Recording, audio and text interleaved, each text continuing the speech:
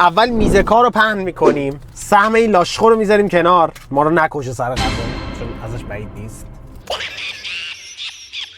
ببین چی خوشگل تر از این، چی بهتر از این. راستی امروز با هم قیمت بازی نکردیم. سالاد رو تو آف گرفته بودیم 180-90 تومن، اینو گرفتیم 370 تومن. 3 تا برگره، به نظر من که میارزه. تازه اقتصادی ترش اینه که 2 تا نون خودت بگیری، اینو بکنی 3 تا برگر.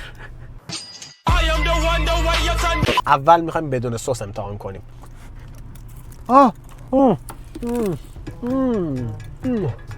از طعمش برام بگو.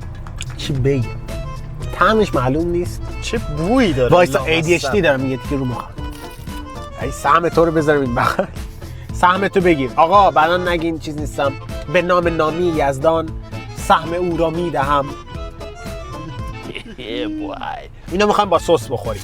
خدایی بچه ها شما میریم بیرون برگر ترجیح میدین 2 تا 3 تا برگر جدا بخورین یا یه دونه تریپل برگر بگیرین؟ من خودم ترجیح میدم 2-3 تا برگر بخورم چون خیلی بیشتر سیر میشم.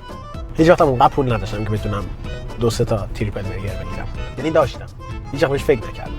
حتی جاش هم داری یا این توانایی خوردن این موضوع رو داری؟ چرا تا حالا نرفتم 2 تا تریپل برگر بگیرم؟ اشکال نداره، یه باری همچین چالشی رو برگزار می‌کنی. منم هست.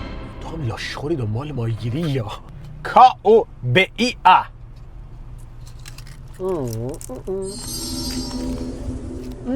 با سس چطور بود؟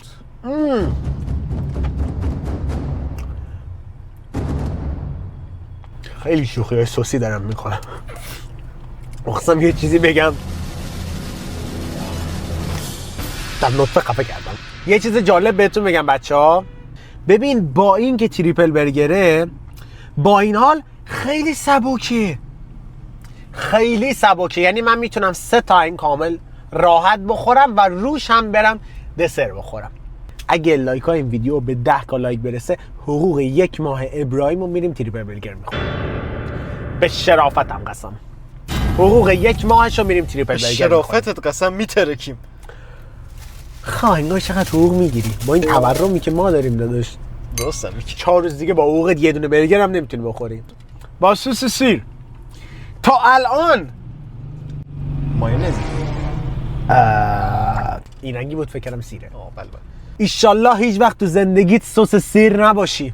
سیر سس کسی هم نباشی. Susmaz gönlümün